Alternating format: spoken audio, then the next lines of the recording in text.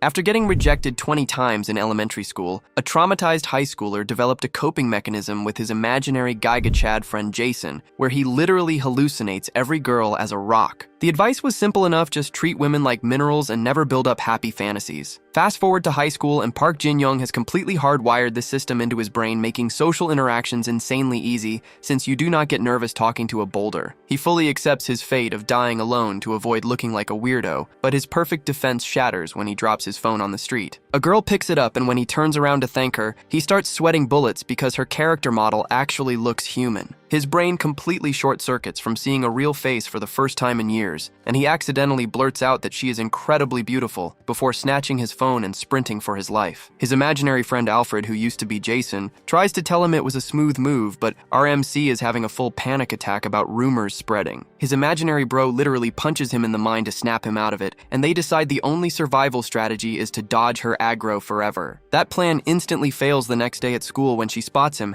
and immediately teases him about the pretty comment. He turns pale and bolts again, basically speedwalking in the opposite direction every time she renders in his field of vision. He thinks he dodged her successfully, but she ambushes him on his way home to ask if she did something wrong to make him run away so much. Cornered and panicking for a quick excuse, he drops the heaviest accidental line possible by confessing that every other girl in the world looks like a rock to him, except her. He braces himself to be labeled a total creep, but she just smiles, steps right up to his face, and whispers in his ear that what he just did was flirting. In that exact second, both of his imaginary golden rules completely crumble to dust. Images of a life with Sunwoo suddenly flash through Jin's head, until suddenly he takes a Jason punch. He'd seen a real girl's face for the first time in 5 years, so it's no wonder he can't think straight. Jin says this isn't going to work and asks what he's supposed to do now. Jason states, determined, that in situations like this, the end goal is what matters most. Ever since he started seeing girls as rocks, he stopped feeling anything, and he stopped getting hurt because of girls too. But then a girl showed up who didn't look like a rock, and that's when the side effect of seeing all girls as rocks came out. Jason explains that he now has zero immunity to a real girl's face, which is the perfect storm for a guy like Beto. Jin agrees with him,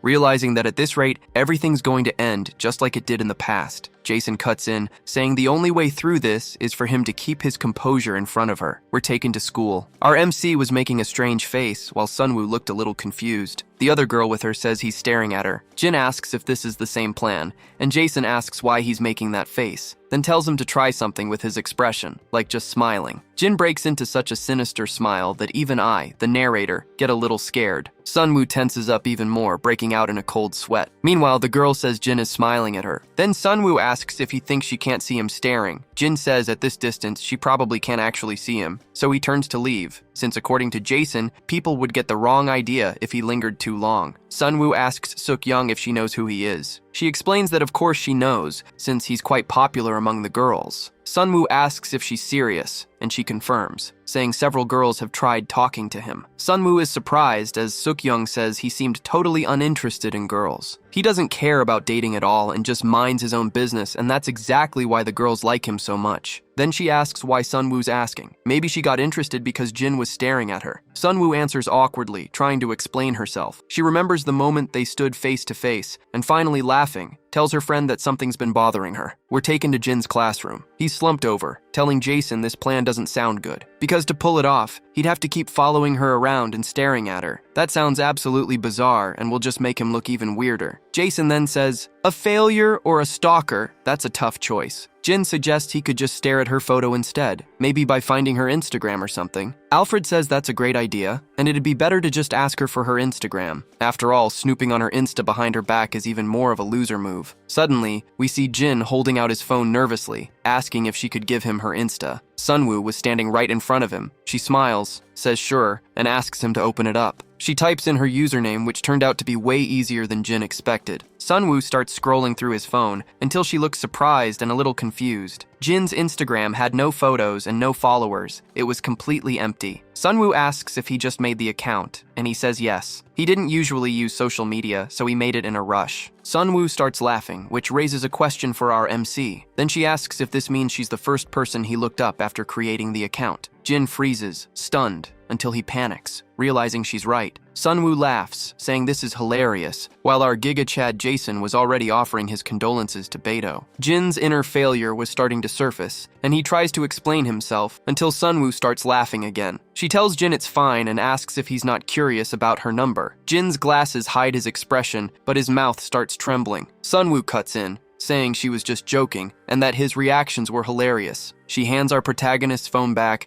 saying she followed him, and finally he's left standing there while she walks off, telling him to like her posts. Jin stares at the ground, speechless. Suddenly, the highlight reel of the two of them living life together flashes through his mind again. Jason cuts in, telling him not to replay that movie. The scene shifts to an apartment at night. Sunwoo was lying in her bed until she wondered what that was all about. Jin's photo sense was awful. Meanwhile, our MC was sleeping. Suddenly, a like notification pops up on his phone. And so, he'd just gotten his first like on his very first photo. Cut to Sukyoung asking if it's really true that Jin asked for her Instagram. Sunwoo says yes, and that he'd apparently just made a brand new account. But there was one thing she was curious about. Was it true that he normally has no interest in girls at all? Sukyoung answers yes. That's exactly how he acts around her too. Suddenly, Jin walks past the window. Sukyoung tells Sunwoo she'll prove right now whether it's true or not. Suddenly, Jin hears a scream behind him. Sukyoung pretends she's fallen down. She puts on a charming expression, saying it'd be nice if Jin helped her up. Arbedo goes completely silent. Sukyoung was lying on the ground like an actual rock. Jin grabs her by the jacket and walks off without saying a word. The mood shifts for Sukyoung. Sunwoo appears, dying of laughter at what just happened, while Sukyoung starts cursing him out, calling him a son of a... The scene shifts to another part of the school. Jason was asking if our MC has gotten used to her face yet. Jin had looked at her face plenty of times, but every time he sees her, she looks different. Jason says he thinks they need to figure out the root cause, the reason she doesn't look like a rock. Jin keeps walking as Jason says he's come up with a few hypotheses, but Sunwoo was standing right in front of them until she notices something. Jin freezes completely still. He grits his teeth, cornered. Then she asks what he's doing there, and he asks what she's doing there. She explains she needs to catch the bus home but doesn't have any money. Jin asks where she lives. She answers it's the apartments in Samo Village, and he explains that's right up ahead. Sunwoo gives an awkward smile and then whispers that she has chronic anemia. Jin pulls out all the money he has for her to use as fare. Sunwoo refuses, saying that would make it look like she was extorting him, and that it'd be better if he just walked her home instead. Then she calls him to come along. Jin is left wondering, just like that out of nowhere? Time passes until the afternoon. The two of them were walking, and all our MC understood was blah blah blah. Honestly, he couldn't hear a single word she was saying. This was so sudden, he'd never imagined they'd be walking together. Just the two of them. Suddenly, he accidentally bumps into her. We flash back to when he used to like a girl whose way home was the same as his. Several kids used to tease him, asking why they were always together and if they were dating. The girl then shouted that there was no chance at all, and who would ever date someone like him. Jin breaks down in tears,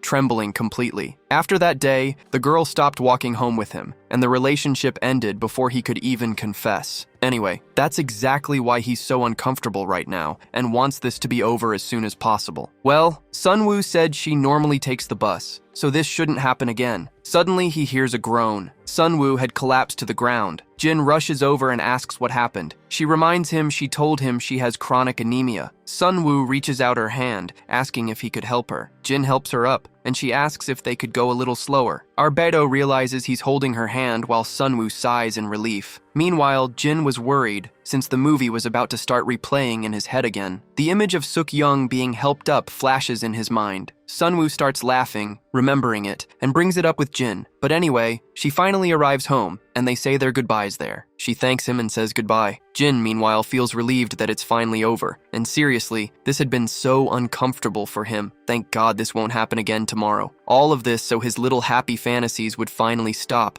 And so the two of them start walking off in opposite directions, until Sunwoo remembers something, and then says she almost forgot. Jin hears his name shouted loudly, then hears Sunwoo say it'll take a while for her allowance to come in, so she'll be counting on him again tomorrow. Jin completely dissociates, like he's floating in another plane of existence. Jason analyzes the situation. The guy wanted this to be over already, so then why? What kind of face was Jin making right now? Until Jin snaps back to reality. Sunwoo had collapsed again, exhausted, and so the sun set as the two of them kept talking. The next day, Sukyoung was practicing low kicks to beat Jin up. Back to Jason talking about yesterday. Oh, and he'd taken off his shirt because it was hot. A student named Sunwoo showed up out of nowhere, and we still don't know why she doesn't look like a rock. The two of them stand face to face in the room with Jason answering one of his hypotheses, which we can't hear. Jin stays silent until he slowly opens his mouth trying to process it. He asks if that was really the only reason and admits he can't think of anything else. Jin grabs his backpack and tells them they'll talk about it later. Then he opens his bedroom door. Suddenly, someone asks if he's heading to school. That was our protagonist's father. Jin bows slightly and asks if he slept well. His father ignores him and asks about breakfast, but Jin explains he's not hungry. He tells Jin his mom made stew, then walks off. Jin says he's leaving now. Then he gets a bit distant, staring at the floor. The scene shifts to our beloved school. Jin asks if there's anything left dragging along from Sunwoo and hopes Jason's hypothesis is wrong. Suddenly he turns as someone calls out to him. It was Suk Young, arms crossed,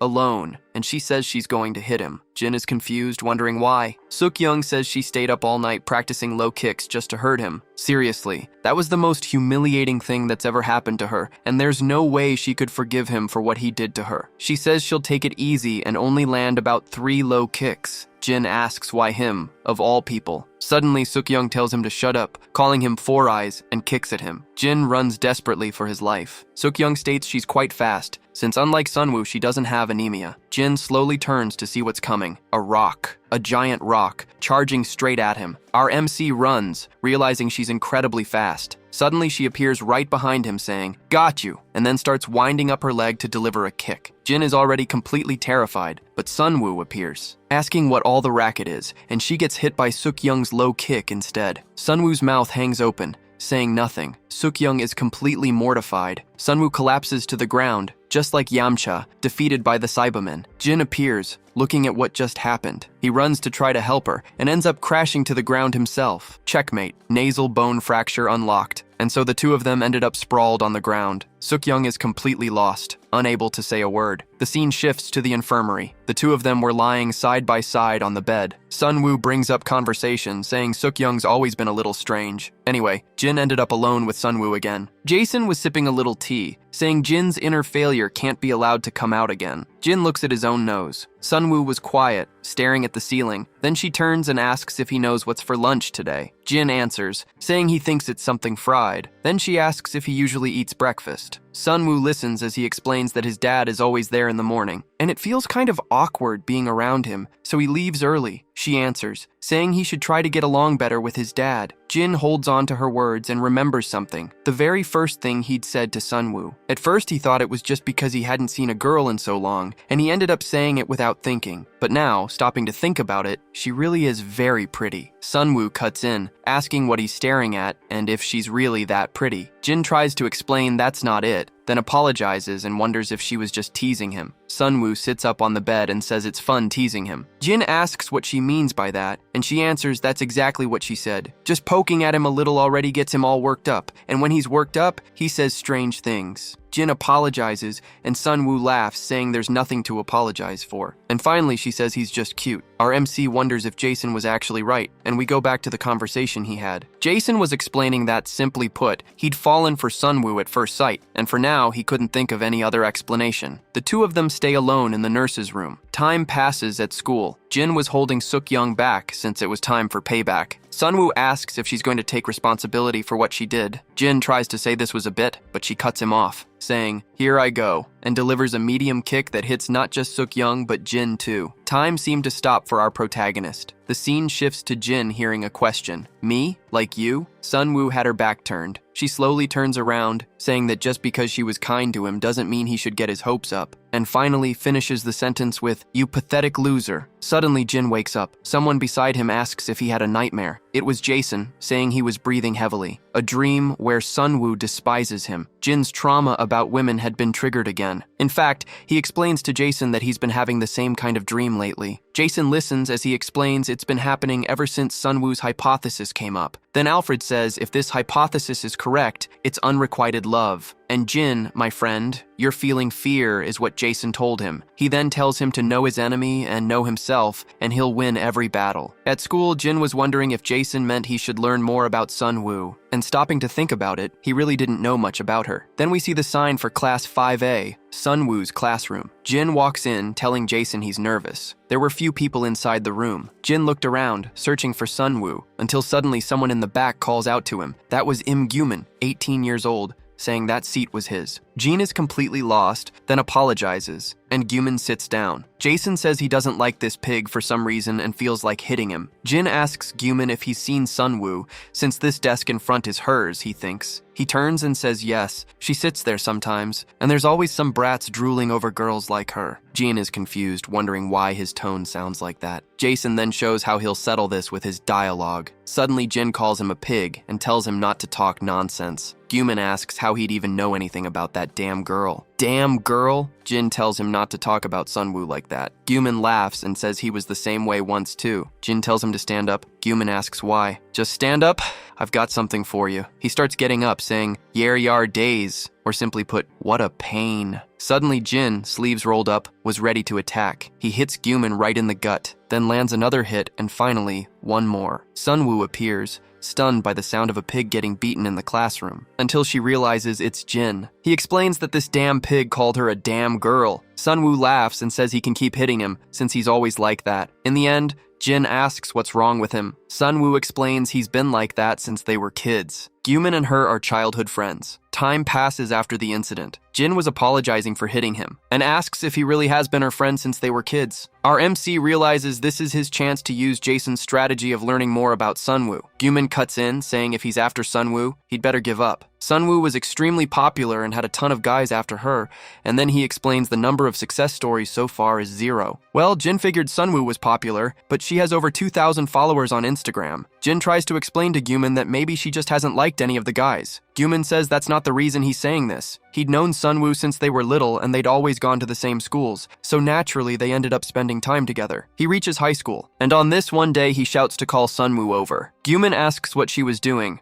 until he notices something. Actually, he'd sensed something strange coming from Sunwoo. She was definitely smiling as usual, but it wasn't really her, though he can't quite describe that strange feeling. Anyway, something's been off with Sunwoo since that day, he states. That's why he told Jin to give up. The two of them walk into the school. Jin wondered what that strange feeling was, since he'd never sensed anything like that from Sunwoo. Honestly, it sounds like something he could just brush off. But hey, that's just this pig's opinion. Suddenly, the two of them stop in the hallway. It was Suk-young and Sunwoo, asking if the two of them were already close. Jin planned not to say they were talking about her and needed to come up with something. Suddenly, Gyumin shouts that they were talking trash about her, the damn girl. Jin is stunned, wondering what this guy's deal is. The four of them stand there staring at each other in silence until Sunwoo asks, "What?" She asks if what her classmate said was true, and Jin tries to explain that wasn't it. Suk-young breaks the silence, laughing and saying Jin's true colors are showing, and waits for his answer. Gyumin claims he finished her off, down to every last detail of her filthy backside, making Jin gasp. He tells his friend to shut up while smacking him with his jacket. Jason appears, holding an assault rifle, saying his friend is way too violent and that he could have settled this with dialogue. The girls walk off, and Sunwoo asks if the two of them are okay. Her friend answers to just leave the idiots alone. Afternoon arrives and soon it's time to leave school. Jin stops to reflect and realizes something bad happened. He regrets not having learned anything about Sunwoo, and now there's just more misunderstanding. Jason declares it's all Gyumin's fault, talking about how Jin's classmate said strange things about something strange, and concludes he'll have to kill him. Sunwoo appears behind Jin and calls out to him in a friendly tone. She approaches, asking jokingly if he had fun talking trash about her behind her back. He flinches and stammers her name, startled. Jin stares at her, blushing, thinking that sometimes she laughs, eyes closed shyly. Shows up out of nowhere like this, he finishes the thought. He tries to explain himself, but she says she already knows. She says she's sure Gyumin was just joking around, that he's always been like that, and there's no way Jin would actually do something like that. She asks him to walk her home, and he asks if she's still out of money. She says no, but just thinking about that hill makes her dizzy, and Jin looks apprehensive. Jason says this is a tricky situation, since Jin didn't talk trash about her behind her back. He talked about her, and Jin confirms. He decides it's best not to bring that up, wondering to himself if that's the right call. Sunwoo says she hates hills,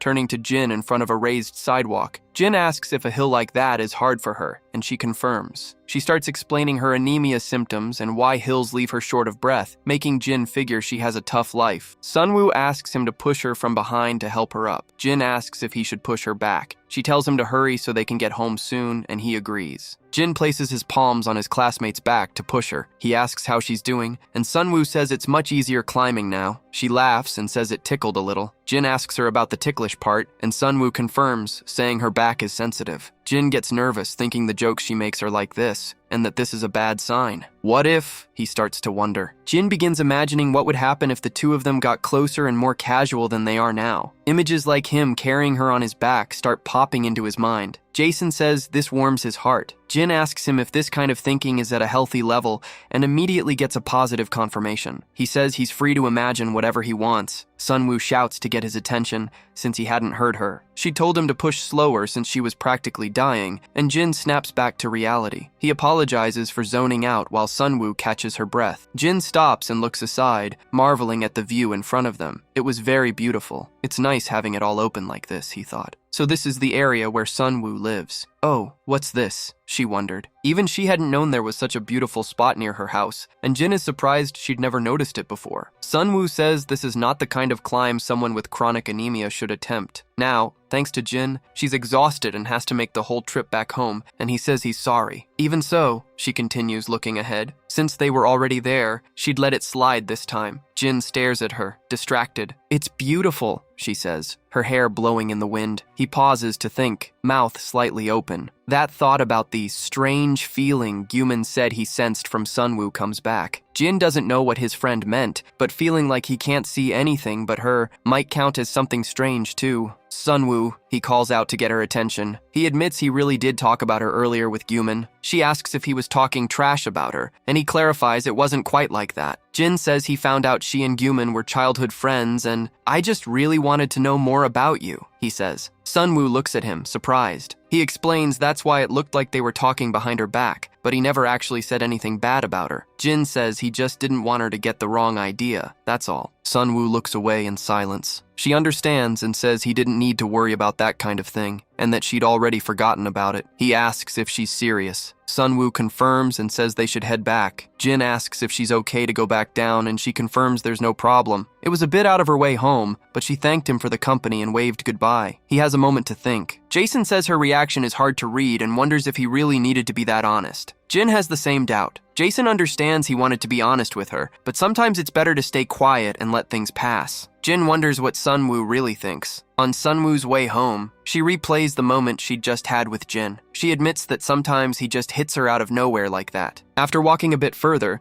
she collapses from exhaustion on the street. At school the next day, Sunwoo asks Gyumin if he ate the bread that was in her locker. He confirms and asks what she's going to do about it. She says she'll have him killed and use his meat to make kimchi stew. Jin realizes they're definitely genuine best friends. At Jin's school, Jason is surprised seeing his friend's attitude. He was going to play ball for the first time in a while. That's good. Sweat a little. Become even more of a man, Jason says. Jin says it sounds good, then notices his shoelace has come undone. What the? A female voice echoes. Johan asks Jin who told him to suddenly crouch down in the middle of the walkway. She says she nearly tripped and died and asks if he has a death wish. Jin gasps and says the teacher's name. Startled, Ms. Johan puts her hand on his head and tells him to keep it down. Jin asks why, and she asks if that question was actually serious. Joe says he looks ugly viewed from below, and girls hate being looked at from below. Besides, it's embarrassing, she says, still pressing his head down. Jin looks back, and his teacher tells him not to stop in the middle of the hallway anymore. He stared at her in silence as she walked away. Not that it mattered to Jin. After all, Johan had looked like a rock up until now. Out of fear of being rejected, our protagonist started seeing all girls as rocks. Besides, to make sure he never got rejected by anyone else again, he started feeling the need to improve himself, and naturally started focusing on self-development, like studying and working out. And that resulted in Jin kicks the ball, scoring a goal in a game with his classmates. Everyone cheers, saying Jin was the best, thrilled to have him in their class. They say they're going to crush Class 5 if he keeps this up. With the girls, huh? Suk-young says, looking at the boys playing and pointing them out to Sunwoo. She says the boys are playing and the classroom's going to reek of sweat afterward. Jin was there too, and Sunwoo watches him play. A cheerful shout catches the girls' attention. One of the girls comments to her friends that Jin stands out, and they agree. They keep saying he's usually so quiet, but the way he plays sports is so cool, even though he doesn't seem interested in girls at all. The comments about Jin continue, and Suk-young says they're embarrassing themselves. She asks why Jin is so popular, saying sexy and cool is a bit of a stretch. Sunwoo pauses to think of an answer. She starts replaying every moment she's had with Jin, and then she admits it. The boys shout, celebrating that they won the game thanks to Jin. He notices he's drenched in sweat and should rinse off at the sink before heading in. At the sink, he washes his face. Gyumin says it was really impressive someone scored a goal he couldn't block. Jin says he was also a really good goalkeeper. Gyumin says he's still not over it, and Jin asks what now. Gyumin asks if his friend knows the dark side of soccer, and Jin says he doesn't care to know. His friend continues,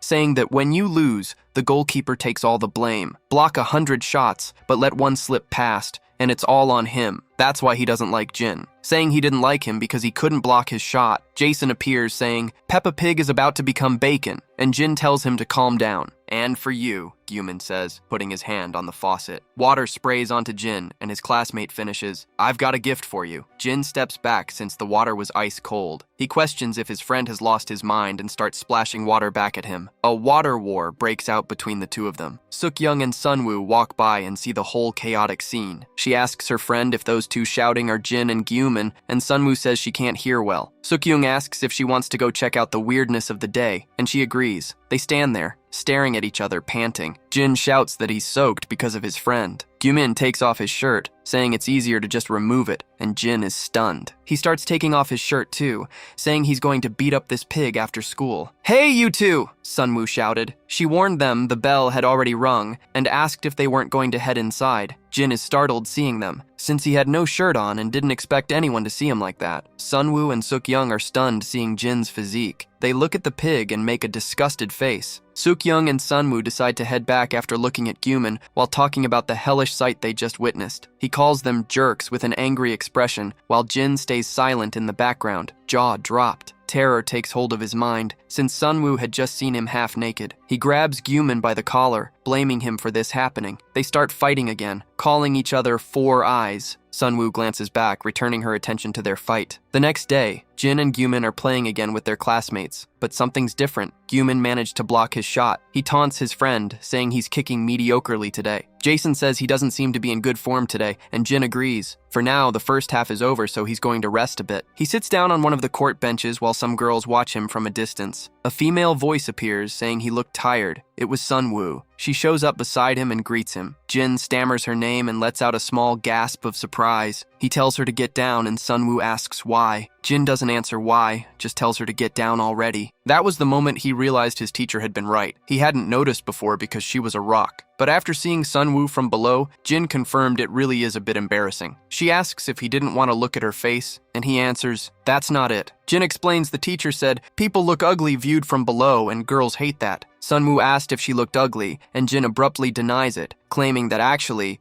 she looks even more beautiful. They stare at each other, and Sunwoo gives a little smile. Jin realizes what he just said and gets nervous. Jason says he just walked right into her trap, just like before. He says his friend nailed it with even more beautiful, and Jin starts wondering what he should do now. Jason tells him to turn around, and Jin starts panicking. He ends up giving up on trying to fix it, since there are cases where trying to walk something back just makes it weirder. Sunwoo stared at him in silence and thanks him for the compliment. She asks if he said something to make her feel good, and Jin wonders if she's just going to ignore it. Sunwoo says compliments are nice to hear, and Jin agrees. She mentions she hears girls complimenting him all the time, about how cool and sexy he is, and Jin is stunned. He says that's impossible, that he's not all that. Sunwoo asks if he really thinks so, and says she believes they're not wrong. Jin stares at her in shock, eyes wide. He asks if she's serious, and about which part. Well, Sunwoo says quietly, leaning closer to Jin. The memory of him without a shirt flashes into her mind. She leans in close to his ear and says, all of it. Jin blushes, watching Sunwoo pull away. He tries to say something to her, but a classmate immediately calls him over for the second half of the game, and he confirms. Jin gets up to play, but Sunwoo calls out to him and tells him to score a goal. He turns and starts talking to Jason. He mentions he wasn't feeling great in the first half, but now in the second half his body felt lighter. Jin asks Jason how that happened, and he states Jin already knew the answer. Sunwoo was watching, and that's why Jin felt lighter and more confident. Jason hesitates to say something because it feels like it's going against the very advice he himself gave. But maybe, he continues, twisting his mustache. Jin kicks toward the goal. Jason continues, those happy little fantasies, maybe they're not so bad after all. He scores, everyone around him cheers, and Jin laughs happy. Gyumin and Jin start bickering again, this time about Jin scoring the goal. Sunwoo watches from a distance, happy and laughing. And we see that his teacher had witnessed the earlier conversation between Sunwoo and Jin and remarks he must be feeling pretty lucky. At Jin's house, his mom asks, "What do you mean?" at her husband over the dinner table. She asks why they can't go since the tickets are already bought, and her husband says things at work are hectic. He needs to go to work, and she looks visibly upset. She's still talking about the tickets when she sees her son arrive. Jin greets her, and his mom asks how school is going and if he's already eaten, and he confirms. He mentions he'll just grab some kimbap on the way, and his mom says that's not a real meal. Jin stays silent, thinking that actually he is hungry, but eating with his dad still feels a bit heavy. Jason says he should still eat well, and Jin says he looked well-fed enough. His mom says she got tickets from a neighbor and asked if he'd like to go this weekend. They were theater tickets, and she told Jin to go with a friend. She was going to go with his dad, but he has work, and his dad confirms. Jin notices it was for a play and there were only 2 tickets. He wonders who he should go with. A classmate says he'll be sick that day. Another says he can't go since he has to deal with club stuff. Gyuman says plays just aren't his thing. Jin says he likes anime more than plays and figured that wasn't his type, and the pig questions him,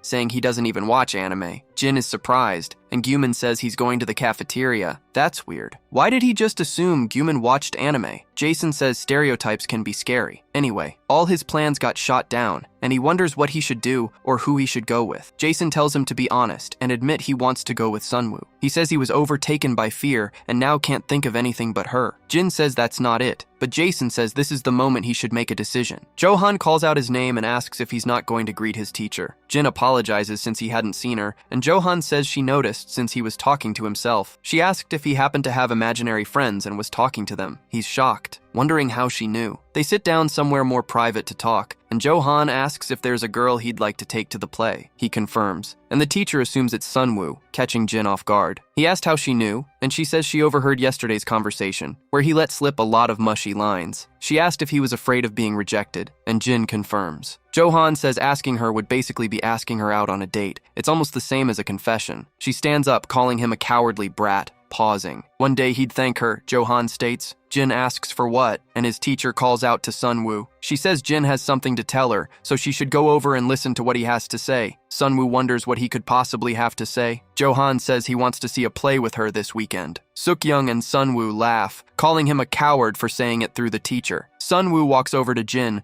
waving. He starts getting nervous since, as the teacher herself said, this would basically be asking her out. Sunwoo commented about watching a play this weekend and asked if he wanted her to come with him. Jin freezes, not knowing how to answer, and nervously confirms. The thought comes back into his head again. This is basically a confession. On the weekend, Jason talks about how he ended up spending the weekend with Sunwoo, just like that, out of nowhere. Saying just yes without thinking, he advises he should fix that habit of getting swept up in the moment, and Jin agrees. He starts wondering if he looks weird with those clothes and the contact lenses. Jason says he looks hot, and that it doesn't matter if he looks weird or not. What matters is what kind of relationship he wants with Sunwoo. Jason? Jin asks, startled. From what he can see, Jin currently has romantic feelings for Sunwoo. And with this date invitation, she's probably picked up on it to some degree. For most people, that wouldn't be a problem. But he still has an extreme fear of rejection. If he goes straight at Sunwoo like this, the same situation might happen again. But if he lets go of his feelings for her now, he could avoid what he fears so much. Jin starts wondering how to detach from feelings that have already formed and,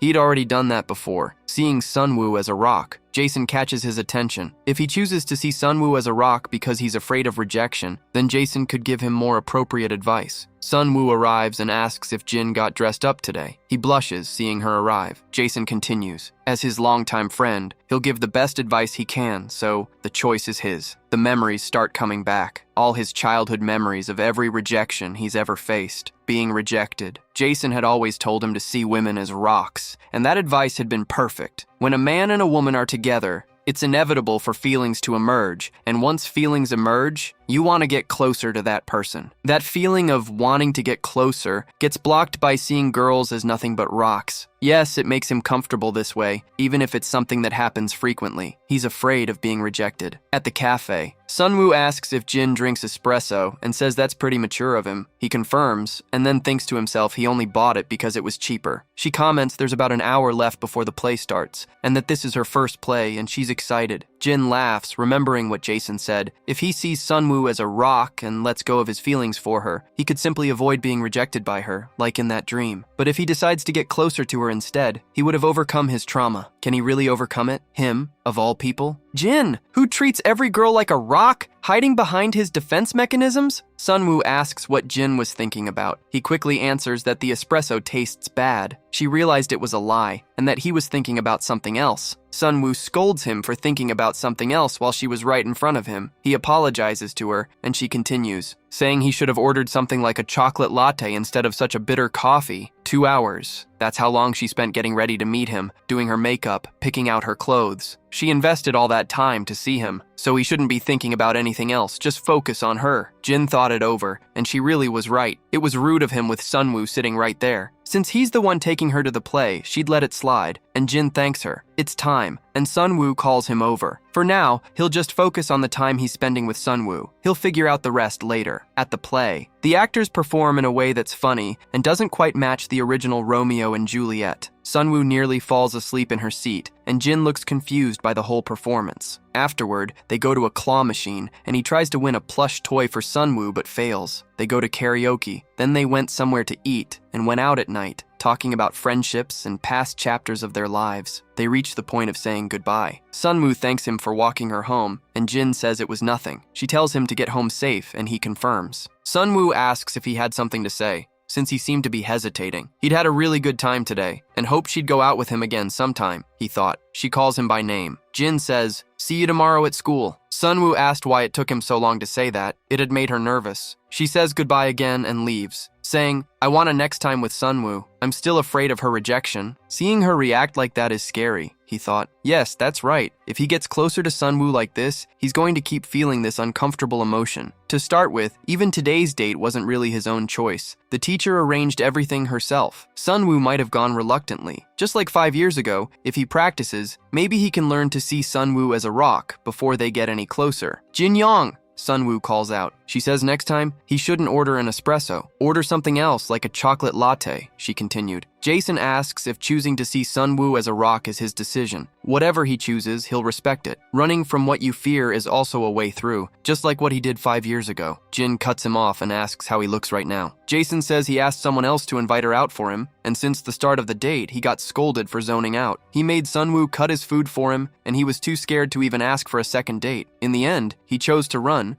because he's afraid of getting close to her, and now he's trying to see her as a rock. He wasn't trying to insult Jin, just stating objective facts. This is really pathetic. He takes Sunwoo's hand and says her name. Jin apologizes and says next time he'll take her to a more interesting play. She fell asleep because she found it boring. Again, he apologizes. Sunwoo laughs and says she was wondering when he'd finally say that. The mood turns a little awkward with a silence, and they then hold hands. Jin notices something, and completely embarrassed, he apologizes. But the girl says it's fine, that he can show her something good next time, and they say their goodbyes. As the girl walks away, our Jin shows nervousness. Meanwhile, the girl was lost in thought, looking at her hand with an expression like she enjoyed the moment. The scene shifts to the next day. A boy was out of breath, exercising and doing push-ups. Whenever he overthought things, he preferred to work out a little. He remembers his date with Sunwoo, saying there'd be a next time. Jason says that was a manly decision and really commends it, but our boy says it's not as easy as it sounds. While doing his sets, he was distracted mid-workout as a girl approaches. Out of nowhere, she comes up behind him, calling him a little punk. Our hero jumps, startled, but the girl calms him down, saying it's Suk Young, and remarks that it's quite the coincidence running into Jin there. Meanwhile, Jin is wondering who this crazy girl is, but observing the rock pattern, he remembers she's a friend of Sunwoo's. Out of nowhere, she tells him to do those pull-ups again. Our boy doesn't understand but obeys, doing more push-ups. She lets out a terrifying shout completely out of nowhere and gets right up in our protagonist's face, saying, "Who exercises like that?" The boy ends up rolling on the ground, dazed, wondering what the hell that was. The young woman explains he'll end up with joint problems if he keeps training like that. Then she tells him to wait right there since she'll be right back. Jin, annoyed at the girl's attitude, calls her a rockhead, but the girl just ignores him, telling him to wait and that she'll be right back. Not understanding anything, his imaginary friend wonders what that was about, but soon reflects that this is a divine opportunity. quoting the famous line, "Know your enemy and know yourself, and you will win every battle." He remembers the time they ran into that fat bastard where they managed to extract information about Sunwoo. Jason explains that this time, the goal is to get closer to Sunwoo. Our boy immediately realizes he should subtly ask this crazy girl about his friend. Jason says that's exactly right, and she'll probably be more useful than Peppa Pig. A while later,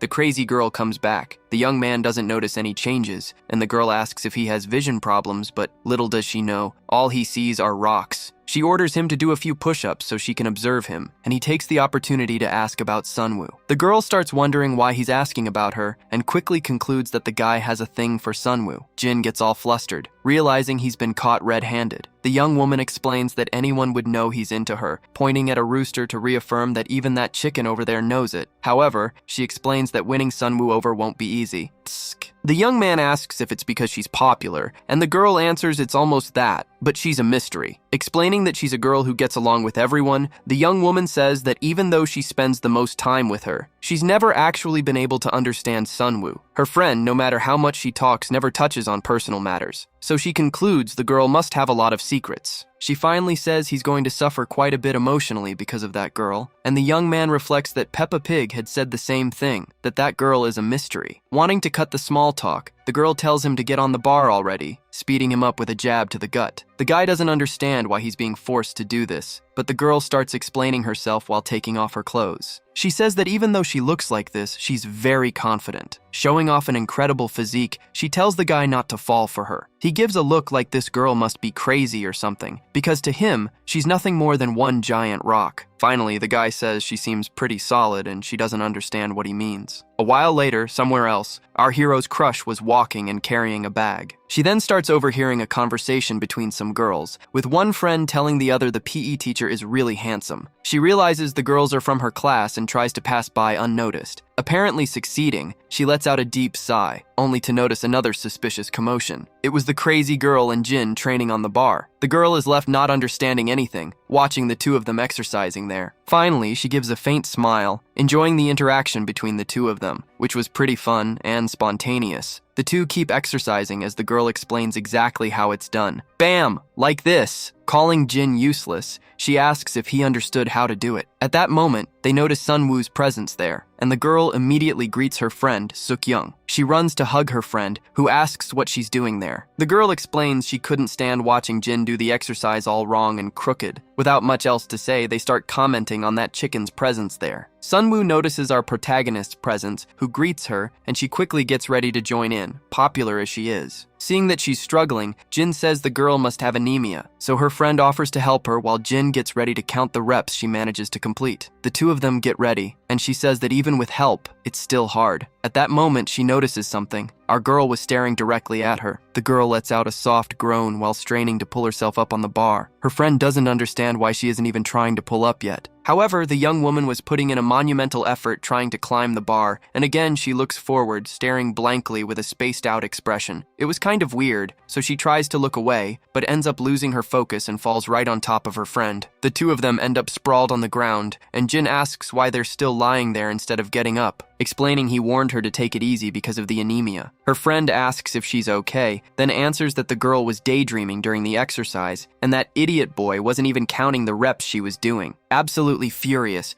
she says she's going to kill both of them, and screams could be heard from far away. Some time passes. He tries to make conversation, saying that was exhausting, and the girl says maybe it'd be a good idea to learn some exercises from Suk-young. Our guy reflects that he wasn't able to get any information out about Sunwoo today. It was already time for them to part ways, so our boy says goodbye and says he'll go first. Out of nowhere, he notices his friend has a strange look on her face, but she brushes it off, saying it's nothing. However, she reflects on that scene from the training and asks if he likes girls who play sports. Our guy makes a dumb face, then answers that he thinks healthy people are cool. The girl is caught off guard by that answer and finally says she understands. They then say goodbye, with Jin not understanding her attitude. Meanwhile, Jason was outraged by the answer he gave, noting that Jin didn't notice the girl was jealous. Jason says his answer was garbage, and the boy asks which part of the answer wasn't good. He continues walking away while they argue about it, and the scene cuts to Sunwoo getting startled by a rooster. That strangely dark night, Sukyoung was on the school rooftop, thinking there wouldn't be many people up there. Out of nowhere, she starts hearing a sound and looks down to see what it is, wondering who the weirdo playing piano at this hour is, before suddenly feeling a chill. The next day, she recalls this event, saying the sound was so incredible it gave her chills. Our protagonist questions why she's making this story sound like a horror story, and she answers that it's not a horror story. Jason makes a scene,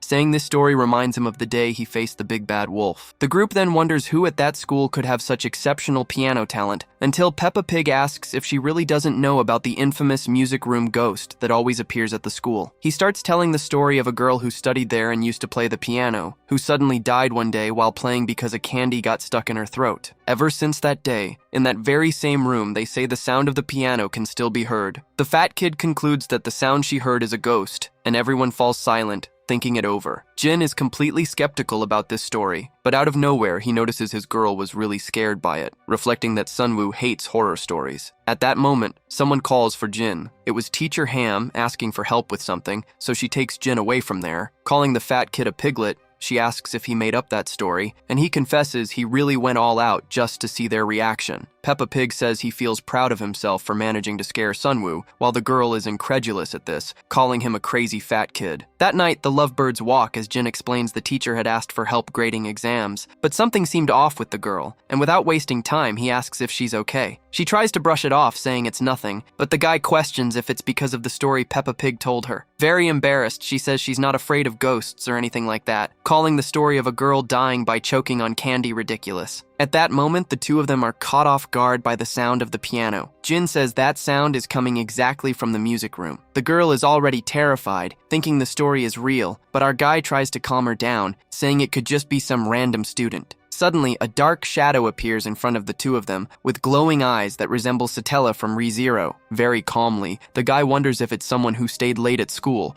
while the girl is absolutely terrified, saying the terrifying figure is coming straight toward them. She starts screaming like there's no tomorrow, and without wasting a second, starts running up the stairs. Our guy, not understanding anything, asks her what the problem is and says if she wanted to flee, she should at least go down the stairs, not up. The figure turned out to be the teacher, wondering if they ran away from her, and sighing, quite upset about being mistaken for a ghost. The scene shifts as Jin arrives at the rooftop, and at that moment, the girl trips and falls to the ground. She couldn't handle the marathon up the stairs and collapsed from exhaustion. Our guy tries to explain that the dark figure could have just been a person, and blames that shameless fat kid for telling that horror story. The two of them keep hearing the sound of the piano, and Jin wonders who the clueless person is that plays piano at this hour. Sunwoo was really scared, and our guy wanted to calm her down somehow. Jason sniffs out the scent of opportunity from a mile away, saying it's an unmissable chance to get closer to Sunwoo. With a girl trembling with fear, this was the perfect moment for a guy to make his move. Just as Jason had predicted, the girl wastes no time and comes right up to our guy, saying she's scared. Jason names this situation the suspension bridge effect, a term Jin had heard before, a psychological phenomenon where a dangerous situation leads to developing feelings for the person you're with. But our guy doesn't know how to put this into practice right now, especially since the music isn't upbeat, and the girl's expression isn't one of fear anymore. A bit awkwardly, he says that indeed, a ghost is playing the piano. The girl, who knows about piano, says that's a 3/4 time signature. In other words, a waltz. She explains she knows this because she studied dance as a kid, remembering back to when Guman absolutely refused to be her partner, and finally explains she quit because she liked drawing more. Back in the present, she says Guman was an incredible dancer, and our protagonist can't imagine how a body like that could dance. Jin asks if ballroom dancing is fun, and the girl answers yes, but that she barely remembers, since she only did it in kindergarten. Since there's a ghost playing piano for them at this moment, the girl decides to ask for the guy's hand. Our guy is very slow on the uptake and asks why, making his companion lose her patience. They get closer to each other, holding hands, and the girl tries to lead him. But our guy is very clumsy and ends up stepping on her foot. He apologizes without wasting time, but she complains of pain, saying her friend's kick hadn't healed yet. Standing back up, she asks them to try again, and once again,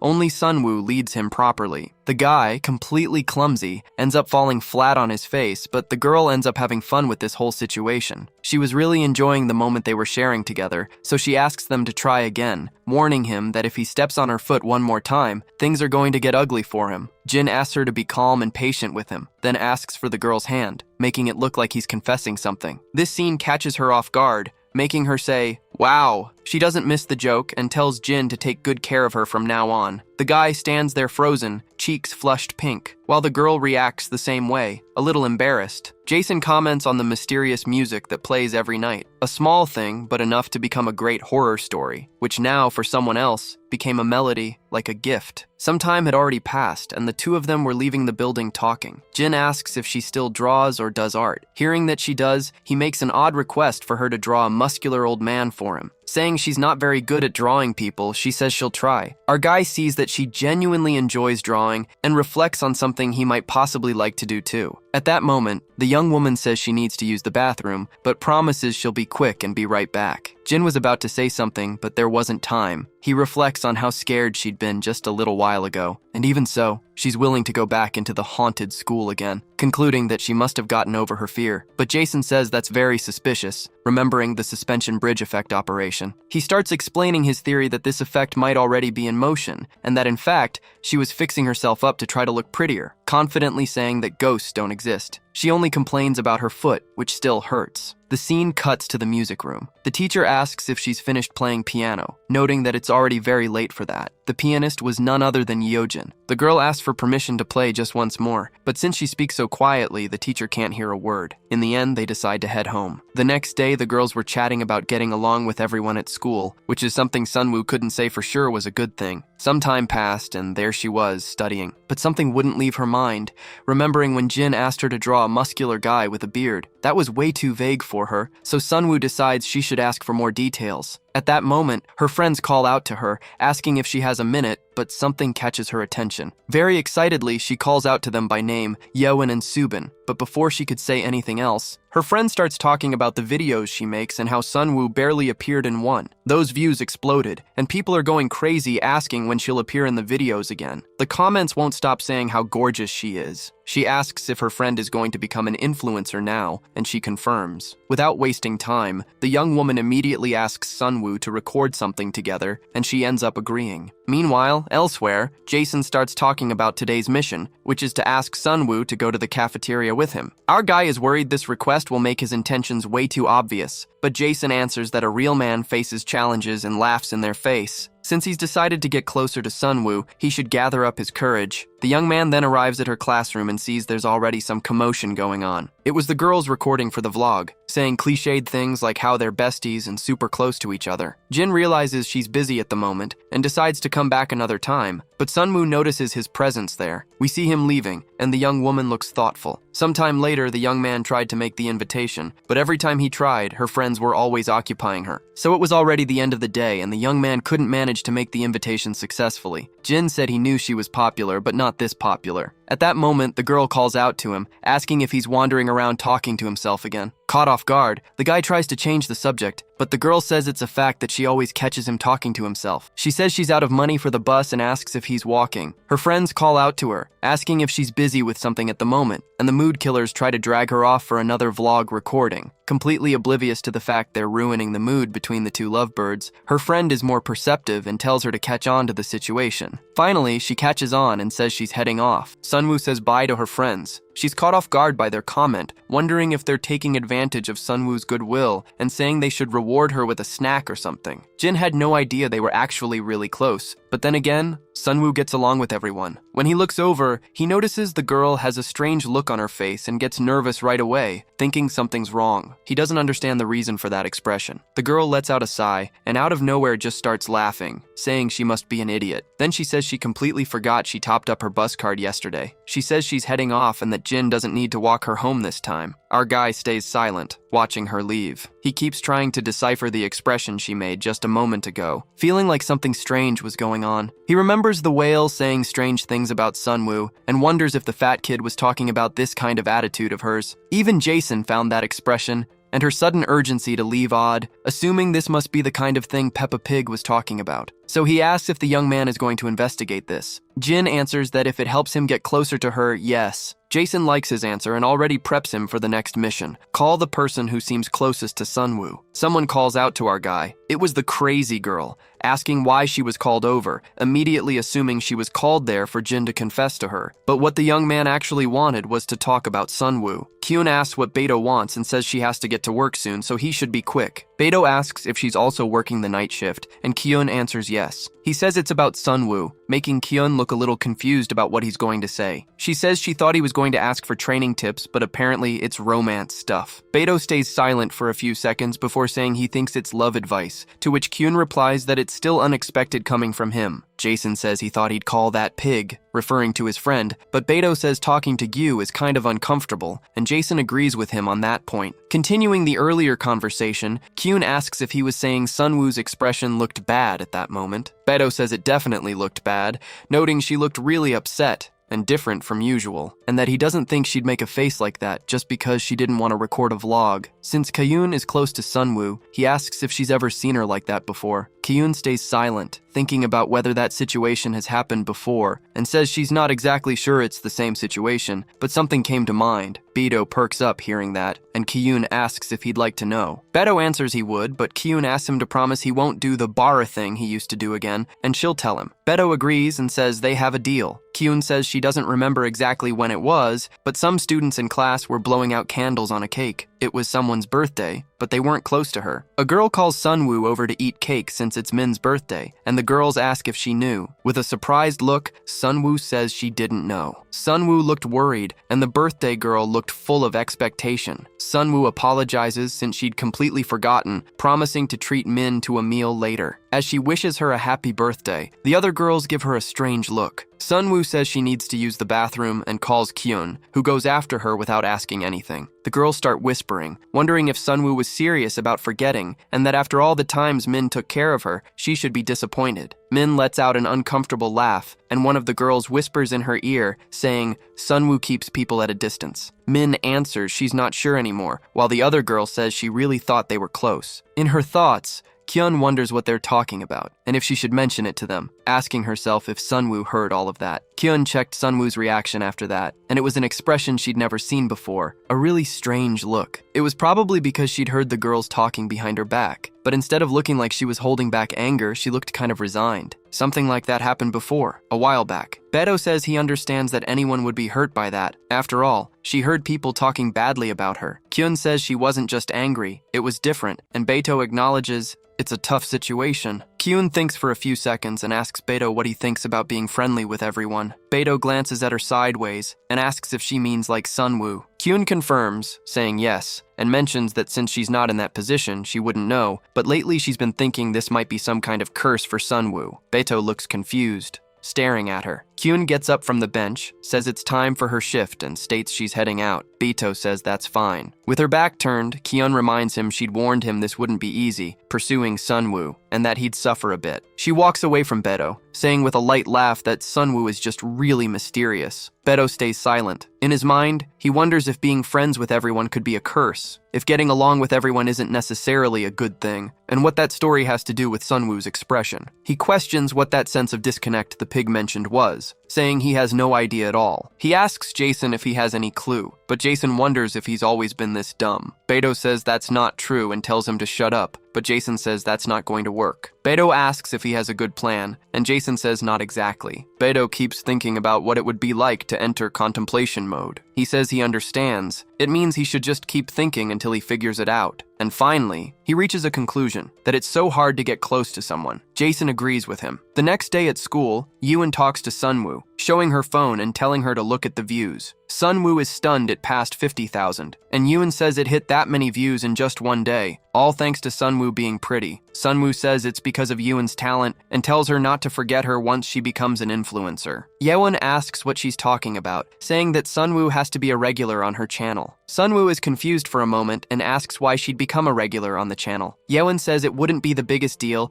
and she'd even give her a cut of the money once she starts earning, but Sunwoo declines the offer, saying exposing her face like that would be too much much pressure for her. Yewon ignores what she said and insists she won't get views without Sunwoo, pointing out she already has a bunch of followers on Instagram anyway, so what's the difference? The friend beside Yewon tells her to let it go since Sunwoo said it would be too much pressure for her, but Yewon keeps insisting she go at least one more time. Sunwoo lets out a laugh as Yewon says she has to take advantage while she's popular. Besides, people are looking for her in the comments. The friend beside her tells her to stop and says if she backs out now, Yewon will be really hurt. Sunwoo lets out a few light laughs, muttering about being hurt. She calls out to Yewon and says she already said no to her offer. The two friends fall silent, staring at Sunwoo as the silence lingers in the hallway for a few more seconds, and Sunwoo's expression turns serious. She lets out a quick laugh and makes an excuse that her face has been looking bad lately, leaving Yewon confused for a moment. Sunwoo says she'll record another video for her once she's pretty again, says goodbye, turns, and walks off. Silence spreads through the hallway once again.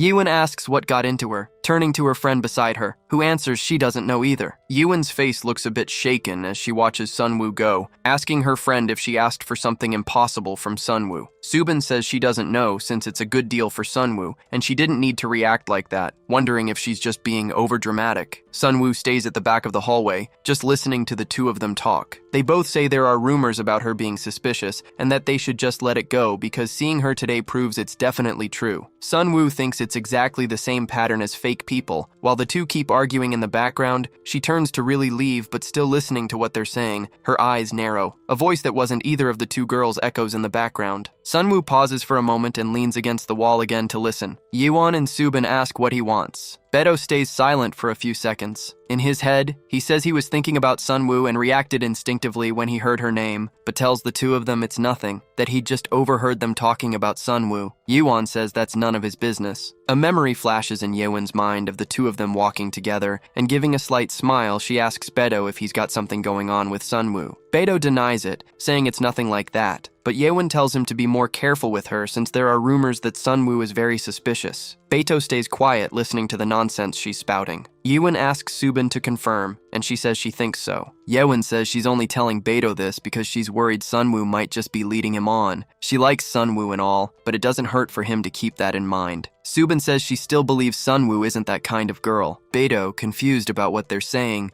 stares at the two of them. In his mind, he wonders if Sunwoo is suspicious or just leading him on, and tells himself that's a bunch of nonsense. Beto starts seeing the two of them as rocks, wondering if those rocks have lost their minds. He reflects on a place overflowing with unconditional love, where there's no hatred or resentment, and only happiness fills the air. He confirms that a world like that definitely cannot exist, unless maybe a place called heaven really does exist. But the moment you start believing something like that is real, your life inevitably becomes miserable, because the moment a belief turns into illusion is quite painful. In his mind, Beto asks if they're calling Sunwoo suspicious, and in his vision, the two of them transform into rocks, as he wonders if those rocks have lost their minds. Yewon says either way, that's the rumor, and he should be careful with Sunwoo. Beto cuts her off, asking what she's even talking about and who she thinks she is, just showing up and spouting nonsense. Yewon is confused for a moment about what he's saying. Beto says they're impossible to understand, asking if she's even close to Sunwoo, and if that's why they're saying those things. The two of them can't say anything, just staring at Beto. Yewon tells him to forget what she said, claiming she was just mentioning it to him, and calls Subin to leave. The two of them turn to leave as silence echoes through the hallway again. Jason says they seem to have some ill will towards Sunwoo, talking trash about her behind her back, and that Beto should be careful. Beto says out loud, clearly, no. He goes after Yewon, grabbing her wrist, and asks where she thinks she's going. Beto asks why she stopped talking, if she didn't have something to say to him, and retorts that saying Sunwoo is weird is just her trying to sow discord. He asks again, honestly, who does she think she is? Stating he'll be the one to judge what kind of person Sunwoo is. Sunwoo, listening to all of this in the background, is stunned. Yewon looks scared at Beto, and silence echoes through the hallway again. Beto lets go of her wrist, telling her to forget it, that she can do whatever she wants, talk trash, or even curse them out, and says he's completely disappointed. Sunwoo runs off from that spot, while Beto heads in her direction, continuing down the hallway, while Sunwoo goes down the stairs. The two girls watch Beto walk off, and Subin says they should stop those rumors now. Yewon cuts her friend off, saying she thinks they're actually dating, and that it makes a lot of sense because if they weren't, Beto wouldn't have done that. She laughs, saying this is really fun, and calls Subin as a boy comes running right behind her. She asked Subin if things would get more interesting if they spread that rumor, but Subin, still scared of Beto, says it'd be better not to. Yeon says Subin knows it's true that they're practically lovey-dovey with each other and that they should help them along. Suddenly, Beto's pig friend comes running past, bumping into Yeon, telling her to get out of the way. Yeon slams hard into the wall. Subin calls out to her, but she doesn't respond at all. She screams for Yeon to wake up and asks if the pig lost his mind. The pig pauses for a moment and turns to the two of them, asking if he just hit someone and apologizes, but then immediately asks why she didn't dodge. He questions why she stood right in the middle of the hallway during lunchtime, asking if she did not think a starving person might come running through. The pig turns, saying he will let it slide because lunch is pork cutlet. Subin asks what he's even talking about and screams for her friend to get up, her scream echoing through the school. In front of the school, it starts raining. Beto was heading out, but the rain was really heavy and he says he doesn't have an umbrella with him. Jason tells him to run like a man, and Beto figures he might have to do just that. He circles back to earlier, asking what all that was about. Jason asks what exactly, and Beto talks about Sunwoo's overly agitated expression, the curse Kyun mentioned, and the sense of discomfort Gyumin brought up. He still doesn't understand the meaning behind any of it and asks if it was really just that. From Sunwoo's perspective, she simply didn't like people she wasn't close to bothering her. Jason says that's hard to say, that it might have been because of some personal trauma of hers, and asks Beto if he doesn't also have trauma that others find hard to understand. He stays silent for a few seconds and agrees with Jason, saying regardless, it's hard to dig deeper into this matter right now. Beto agrees with Jason again, saying it's not too late to ask those things once he gets closer to Sunwoo. Jason says yes, it might be too personal right now. Beto says it's raining really hard, and he's losing confidence in his ability to run through the rain. Sunwoo comes out of the building behind him with an umbrella, approaching. She looks at Beto, remembers what happened earlier, gets closer to him, and tries to say something. Memories of how she was rejected by her friends flash through her head, but Sunwoo shakes her head to clear those thoughts and calls out to Beto, who notices her presence. She says it looks like he doesn't have an umbrella and that she could help him out by lending hers, but her sentence gets cut off. Beto calls out Sunwoo's name and says this is the perfect moment, asking if she could share her umbrella with him just until the bus stop near the school. Sunwoo freezes in shock and silence for a few seconds in front of him. Beto wonders what that's about and why she keeps staring at him without saying a single word. He asks if there's something on his face, calls her name, and asks if something's wrong. Sunwoo, a bit tongue-tied, finally manages to say something and says he's very handsome. She keeps thinking about what she just said, while Beto is shocked by the compliment. Sunwoo starts opening her umbrella, and Beto thanks her for the compliment without fully understanding it. She says she's heading home now, holding the umbrella over her head and walking into the rain. Beto asks if she wasn't going to share the umbrella with him to the bus stop, but she doesn't answer and keeps walking through the rain. Beto gets nervous, wondering if she didn't want to share it with him and why that was. Days passed after that, and Sunwoo didn't seem to walk with the blog group anymore. Beto wanted to tell her about the gossip behind her back, but figured it could blow everything up, so he holds back. Still, he's curious about her expression that day, that discomfort, and what kind of trauma Sunwoo has. To find out, Beto needs to get closer to her first. Jason tells him to hurry up and complete the mission. Go to the cafeteria with her. Beto understands what he means and calls out to Sunwoo, asking if she's hungry while waving at both of them. He says today's lunch is fried croaker and asks if she'd like to go with him. Sunwoo says she's hungry and speeds up, walking off ahead without waiting for Beto. Beto is confused about what happened. Kyung teases Beto's expression, saying fried croaker is above his league. Beto says he's very tired and wonders if she's really avoiding the cafeteria with him. He tries to convince himself it's just about the fried croaker and asks Jason, who says that was clearly a rejection, no matter how you look at it. He says all of this is strange and wonders why she's running away if Beto didn't do anything weird. Beto says maybe it's because of the compliment about his looks earlier, and that this feels like he's seen this situation somewhere before. Kyun starts laughing a little, and Beto looks at her as she asks if this is heartbreak. Beto takes a deep breath, seeing Kyun as a rock, and says, that's not it. Sunwoo told him she liked fried croaker, and that she shouldn't get her hopes up. At a diner in the city, Beto stares at a product on the shelf, a fire from hell tonkatsu. He says he doesn't like spicy food, but he doesn't have much of a choice, though something else is bothering him because it seems Sunwoo has been avoiding him lately. She still greets him, but there's a distance between them. Beto thinks it might just be his imagination and hopes Sunwoo isn't rejecting him. Someone appears behind Beto, looking at the same product he's looking at. Choi Yojin, a 17-year-old first-year high school student. Choi says that's her favorite item, and Beto looks at her confused, seeing her mumbling something incoherent. He wonders who she is and what she's rambling about, asking Jason if he understood anything she said. Jason tells him he needs a hearing aid. Beto wonders if she wants something from him and starts leaving the shop, saying if it's urgent, she'll talk to him herself. Choi watches him leave and comments on the way he looked at her. At school, after lunch period, Choi was stalking and watching Beto from the corner of her eye. Beto is talking to a buff classmate who's inviting him to play ball when he notices someone watching him from a distance. He sees Choi wondering why she's staring at him, but continues his conversation with his classmate, saying he'll play with him later and that if the girl needs something, she'll come to him. On the court, Beto finally arrives, but Choi keeps following him. In the square, Beto and Kyun were talking about running together every morning, while Choi trails behind him. While helping the teacher carry a stack of papers, Beto watches Choi pass by and decides he can't take it anymore, noting she's stalking him way too persistently. He apologizes to the teacher and says he's heading to the bathroom, handing her the papers. He runs off toward Choi, and she notices. She tries to run, but it's too late. Beto grabs her back by her vest, asking where she thinks she's going, who she is,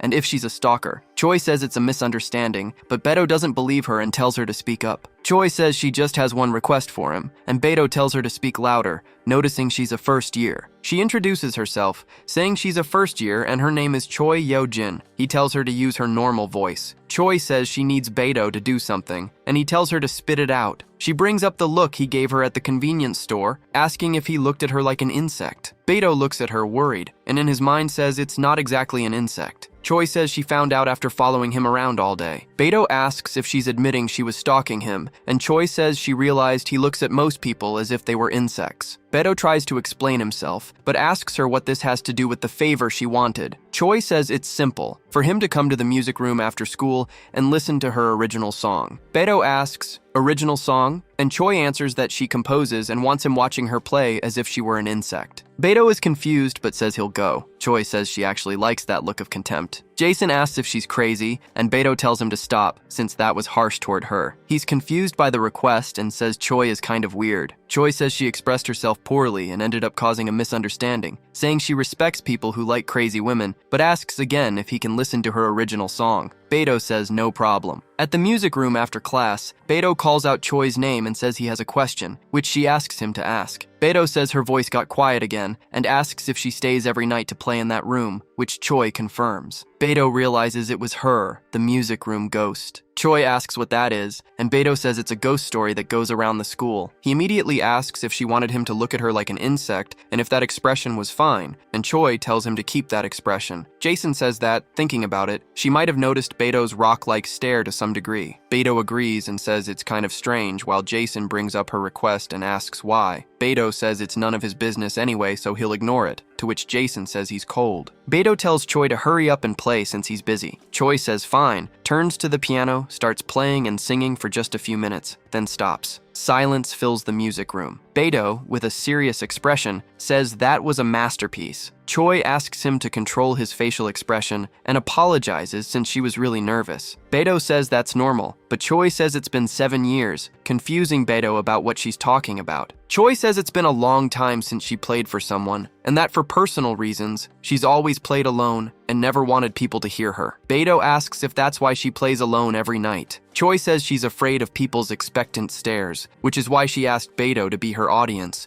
since his gaze is different, and apologizes if it was sudden, but she'd be happy if he could really listen. Beto says he can't hear a single word she's saying. Choi apologizes again, and Beto says he doesn't know exactly what look she's looking for, but she shouldn't get nervous. It's fine even if she messes up. Choi doesn't quite believe his words, and remembers the past, where her parents said she'd come in first place and were eagerly anticipating her performance, telling her she shouldn't disappoint them. Choi starts playing the piano without worry, singing in her own rhythm with the piano. Outside the music room, Kyun and Sunwoo hear the sound coming from the room. Sunwoo recognizes the style, saying it's familiar, and confirms it's the music room ghost, noting that it's not just the piano, the ghost sings well too. Kyun asks why she's been carrying a sketchbook lately. Sunwoo says she's drawing something and asks if she'd like to see. Kyun asks who that person in the drawing is, and Sunwoo says it's a drawing of Beto. Kyun asks why he'd ask her to draw something like that, and Sunwoo answers she'll show him when it's finished. Choi finishes playing and says that was her original song, Untitled, asking if it was weird. Beto says it was incredible with a surprised expression, telling her she's really talented and that she sings and plays really well. He asks if that was really an original song,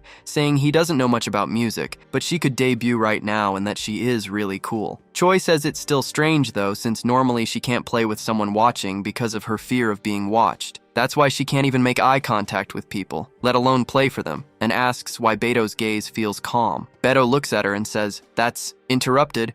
Choi says thanks to him, she's playing in front of someone after 7 years. Stammering, she thanks Beto for listening to her play and says she was really happy he was there. Jason says she was stammering as much as she was talking loudly, but she said thank you so properly, and asks why Beto's expression looks like that. He says Choi said she was happy because of him, but he can't quite describe the expression she's making. Jason just gives a murmur, thinking about it. Beto asks if that's not natural. Outside the school in the late afternoon, Beto asks if Choi's going to stay to keep practicing, and she answers yes. Beto wishes her good luck and turns to leave, telling her not to stay too long so no new ghost story starts. She asks what story, and he says it's nothing while waving goodbye. Beto hears a voice ahead of him and swallows hard. Sunwoo was standing right in front of him, saying hi, and he asks what she's doing there. Sunwoo says she had something to ask him about the drawing of the buff guy they'd promised last time. Beto asks if they don't want to talk on the way home. Choi had said Beto's look, the one he gives to most people, including herself, as if they were insects, seems a little different when he looks at that girl, and said it's fine because the look she wants isn't that kind of thing. Choi turns and says she'll see him again. A few hours before they said goodbye, the two of them were practicing her performance and adjusting her vocal volume. His daily routine lately has been running with Sukyoung in the morning. They ran 3 kilometers and it was refreshing. If he has free time after school, he sometimes listens to Yeojin's performance, as she's really good, and he always walks home with Sunwoo. Even though it's just the two of them, there's been a small problem lately. Things have gotten weird between Sunwoo and him. They'd already been walking together for 10 minutes and neither of them had said a single word. Jin didn't know exactly when it started, but he thought it was around the time it rained that other day, wondering why things had suddenly gotten so weird and if there was any way to get past this. In the teacher's lounge in the morning, Jin says that's what's been bothering him and that he'd like to ask Johan for advice. She looks bored and mutters that this is a pain. Jin asks what she said, and the teacher changes the subject. In her opinion, Park Jin-young was way too soft. She continued, saying girls like masculine men, especially the bad boy type. He crumbles, and his teacher continues, saying he's too shy and looks so fragile people feel like they need to take care of him. Jin asks for tips on becoming a bad boy, and Johan tells him to slick his hair back and start acting with confidence. She said to go up to Sunwoo and say, "If you don't come over to my place and eat some ramen, you're dead." She reflects and says she was joking, and that Sunwoo is probably just embarrassed. Jin stands up saying he understood, believing that exactly as she said, what he was missing was masculinity, and now he understood everything. He's going to fix his hair right now, thanking the teacher as she tries to stop him, but it's in vain. Jin leaves the room, and Johan thinks she really messed him up. Sunwoo comes to the teacher's desk saying she has something to ask. Things have gotten weird between her and her friend lately, and she'd like some advice. Jo crosses her arms, stares at her, and says if her friend suddenly slicks his hair back and starts acting weird, it's just so she'll find it cute, leaving Sunwoo confused by the answer. Leaving school in the afternoon, Jason says that's exactly the advice he expected to hear from teacher Johan. Like she said, he needed to become more masculine, so he thinks he should start by changing his appearance. But if he tries a masculine style he's never done before, maybe it won't suit him, and what if he ends up looking worse than when he didn't style himself at all? Choi catches Jin's attention, walking toward him and greeting him. She comments that when he talks to himself while walking,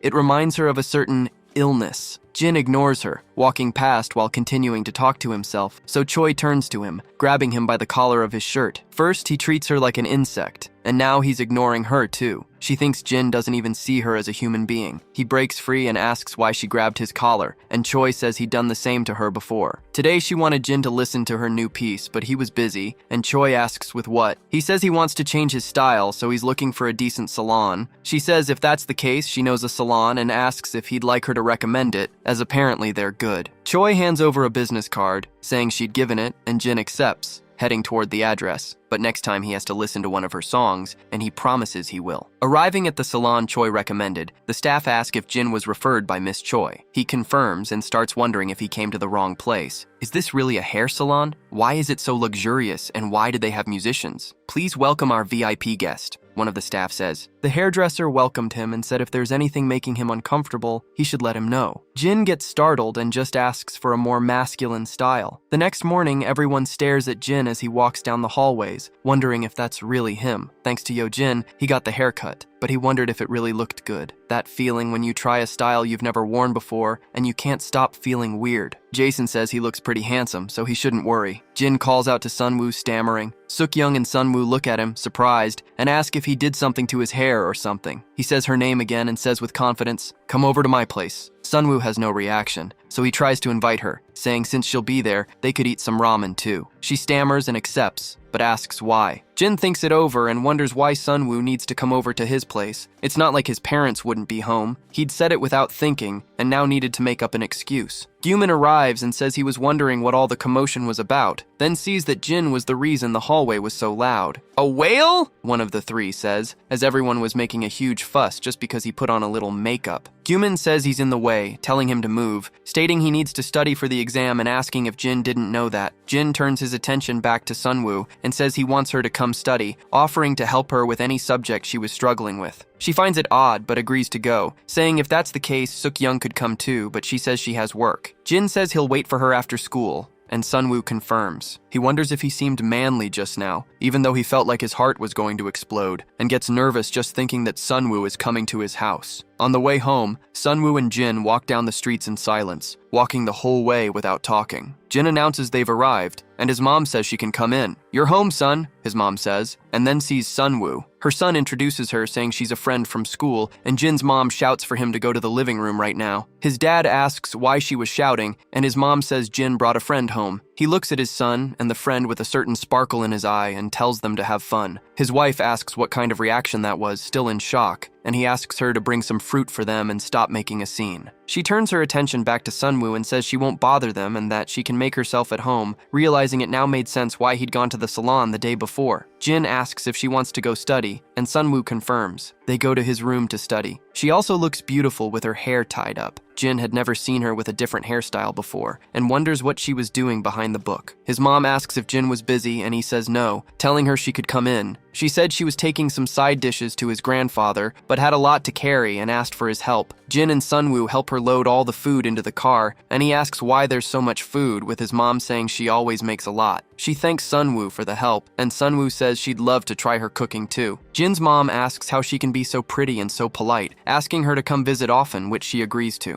His dad asks if his wife really needs to go with him just to drop that off. She asks how he can be so oblivious, giving him a pat on the back, and says she's going anyway. She says she'll be back in 2 hours, reaffirms 2 hours, and says goodbye to Jin and Sunwoo. He asks if they should go back inside to keep studying, and she confirms, stopping to think. From now on, Sunwoo and he would be alone in his house. That seemed kind of dangerous. Sunwoo states, "It's dangerous." The elevator was out of service, so they decide to take the stairs. Jin asks if she'll be okay because of her anemia, since her apartment is on the 13th floor. She says she'll be fine since she's been taking iron supplements regularly lately, and if she fainted, he could carry her, which Jin confirms. He worries and decides to walk behind her. Jason starts talking about anemia, explaining it's a condition caused by insufficient hemoglobin and other factors, and if the shortness of breath is ignored and the person keeps going, Sunwoo can't take it anymore and falls backward. Jin is startled by her fall, knowing the stairs would be too much for her. If he doesn't catch her now, she's going to get seriously hurt. He manages to catch her before she hits the ground.